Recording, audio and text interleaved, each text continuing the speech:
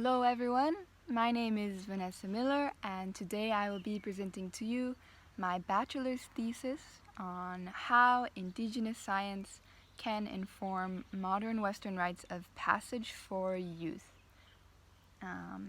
Thank you for listening and being here, and I hope you enjoy. So the core argument that I'm seeking to demonstrate throughout this work is that greater cross-cultural collaboration between Indigenous peoples and Western scientists has the potential to bring greater sustainability, inclusivity, balance, effectiveness to the way that we as psychologists design and implement prevention and treatment strategies. So there are two terms to begin with. One is Indigenous Science.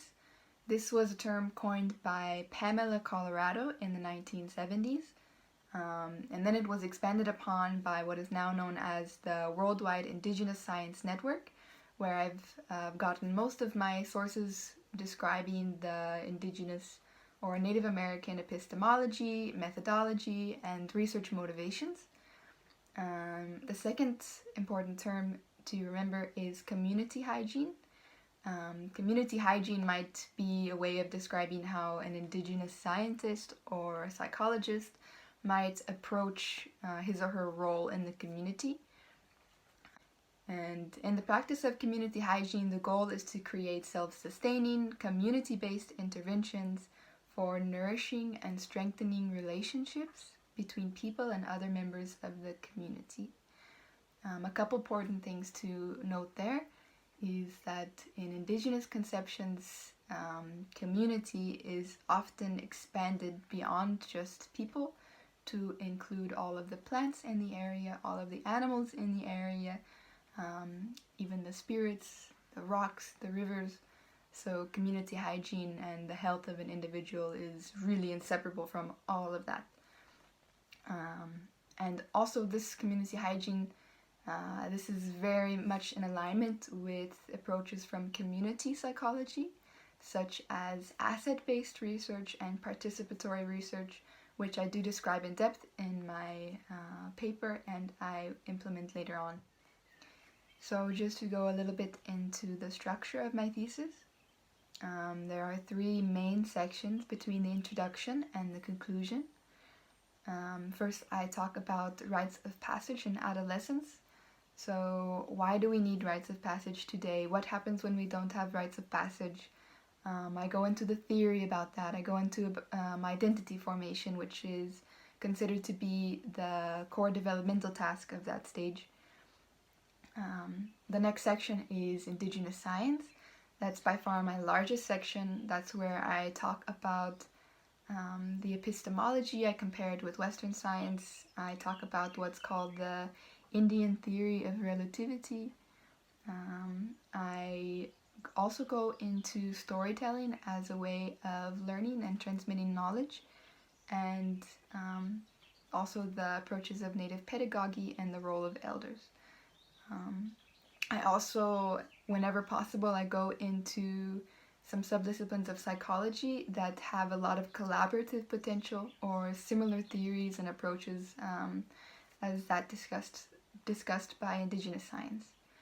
My last section, titled Bringing It Home, I actually apply all of my findings about Indigenous Science and rites of passage to a potential program outline and some ideas for what it might look like in my hometown of Chelan, Washington. That's what you see right here. I'll go into that at the end of my presentation. So a little orientation on rites of passage to begin. These are ritualized or ceremonial events that mark a significant point of transition in one's life. This might be to a new social status, or it might be to a new emotional, cognitive state. The rite of passage from adolescence to adulthood was chosen here because it's already been widely researched. We have a lot of information on it. And as I'm trying to bring together so many different threads, as you can see behind me, The Rite of Passage offers a really beautiful framework, or what you might even call a vehicle, to ground those different viewpoints, to bring together the different contributions from different areas in a manner that is directly benefiting people and generating new knowledge at the same time. Now I'll go into a little bit of Indigenous science as concise as possible. The first section I cover epistemology. So important to remember here is that in Indigenous science it is illegitimate to split knowing from being. So the subject-object distinction is not so separate, and knowing, coming to knowledge, this is considered as always experiential, embodied, and alive. When you consider the universe to be cyclical and relational and participatory, what you get is what has been called the Indian theory of relativity. This basically says that coming to knowledge or scientific work necessitates studying the cycles, relationships, and connections between things. There was a really well done community mapping project that created or developed an Aboriginal research methodology called place-based research. Place is comparable to many other Indigenous traditions, what they've called different names, such as the weave, the web, the loom of life. So basically it is a living matrix, both spatial and temporal, which influences and informs human agency, meaning-making, and imagination and judgment. So in this research methodology, place is the fundamental existential qualifier for any research endeavor. You have to understand the context in its entirety. And important here is that place also includes stories. So every different participant in place has a narrative, has a history, and place is what connects all of them. So for sake of simplicity, P is people, L is land, A is ancestry, C is culture, and E is experiences or events. There are quite a few parallels with place and with Indigenous understandings of context, the weave, the web, coming out of disciplines such as community and cultural psychology, eco-psychology, and narrative psychology. So I did take those into consideration, as well as a couple models that came out of those disciplines, such as the transformative learning model and the generative paradigm for education. Part 3 of Indigenous Science is about stories as vehicles for knowledge transmission. So this section takes into account how Indigenous science prioritizes and lives from the oral tradition, meaning that cognitive and rational modes of learning are only part of what it means to learn and what it means to know. Stories integrate and synthesize all living relationships or events at any given moment in life. Important to remember is that the ancestors in Indigenous science are actually considered present participants. So a quote from Colorado is, "Today my ancestors make the way for me." And ancestors communicate and transmit the lessons of the past through storytelling. People can participate in stories not only through telling, but through dancing or such as ceremony.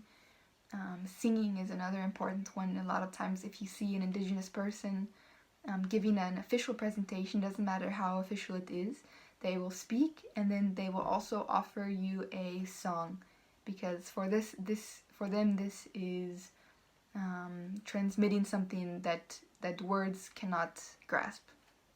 Relationships are governed by the laws of balance, respect, reciprocity, and these have usually been encoded in ceremonies and traditions and what's been called guiding stories or emergence myths.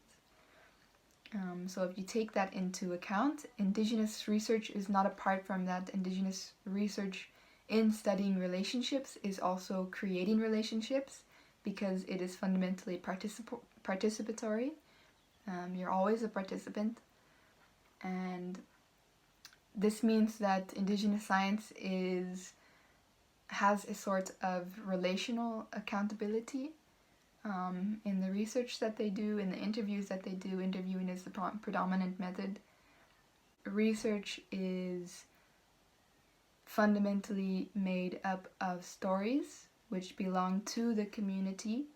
So the researcher is under the obligation of not only respecting those stories and helping to bring balance to the stories, but also presenting the research in a way that is benefiting the community and giving back to the community, and in a way that the community can understand. So that's another big difference. And that relational accountability also extends to all members of the community, as we talked about. I also cover a little bit about applying the storytelling and the narratives to Afrocentric rites of passage, because these have really exploded in recent decades, and they do use a lot of storytelling techniques and ceremonial techniques to connect youth to a sense of continuity of self and to one's ancestors, and to a strength-based vision of what is possible for the future. So in the last part of Indigenous Science, I go into Native pedagogy and the role of elders, why elders are so important also in rites of passage programs. Indigenous educator George Cajete from the Pueblo people, he summarizes it quite nicely when he points out a native word for to know or education, and that is to breathe in with life or to be with life. So you can already start to see that the way that the universe is cyclical and participatory and relational, that's also incorporated into the education, where it's not just about talking, it's about tasting and touching and smelling and being with nature.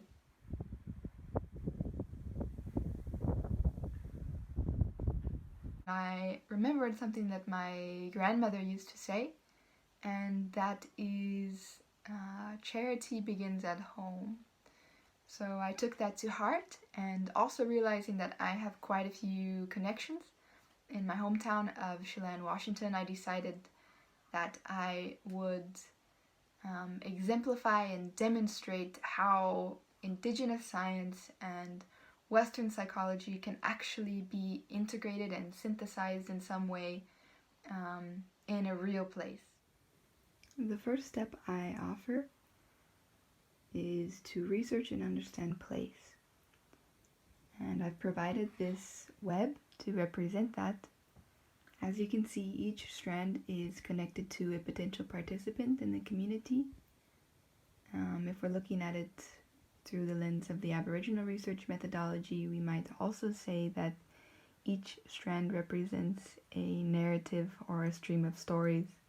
So one of the key challenges is, how do we bring all of these different narratives together to intersect in service to a common goal?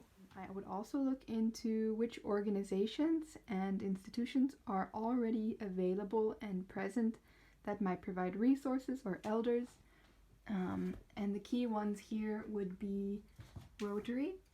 This is a community service and organization actually predominantly made up of elderly people who are retired and who are very well connected in the community, so usually with business owners or professionals or even policymakers, and very active community members. So as you can see, they would be potential source of both resources and elders.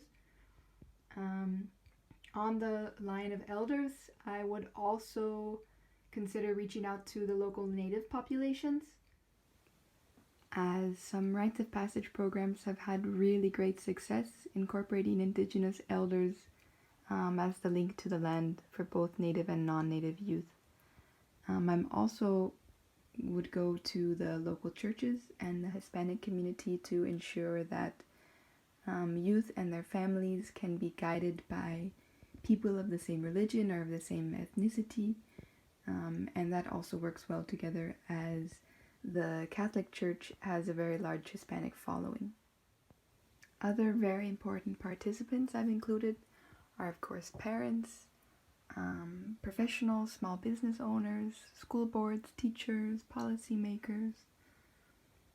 I've included the ancestors, also health and social workers, counselors are very important in the process, even marginalized populations as sources for community service, and then of course the lake nature. The whole story of Chelan is surrounded and supported by a beautiful blue 50-mile long, very, very deep glacier-fed lake. This is shared by, of course, the native people when they were settling there like 10,000 years ago, and it's why the settlers settled there. And it's why even the Hispanic people are there now, because the lake is the source of all of the profitable income and all of the orchards and wineries and all of these jobs that keep surfacing. So one last note on this rites of passage. There's only so much planning that you can do, because every single rites of passage is going to emerge out of this collaboration between the people. This core group, it would be responsible for creating a consensus and reaching consensus about which kind of activities you want to involve youth in, what are going to be the goals, what kind of values can we agree on that we want to transmit to the youth. A good resolution or consensus between people should address, in alignment with Indigenous science, it should address all the different aspects of being human and learning. So that would mean cognition, body, emotion, the numinous, sexuality, ancestry, interactions between people, so what kind of communication channels and what kind of communication skills are being built, questions of identity, prejudice that you might experience in the community, and then of course between human beings and nature, and between different elements of nature. So in a resolution that really considers the place of Chelan, all of those things should be incorporated. But it's really up to the community to decide. That being said, I have come up with a couple activities that were inspired by Indigenous pedagogy and Indigenous science that might help to facilitate a deeper awareness of place within rite of passage initiates, as well as a sense of community. So in considering the rational cognitive aspect and ancestry, I have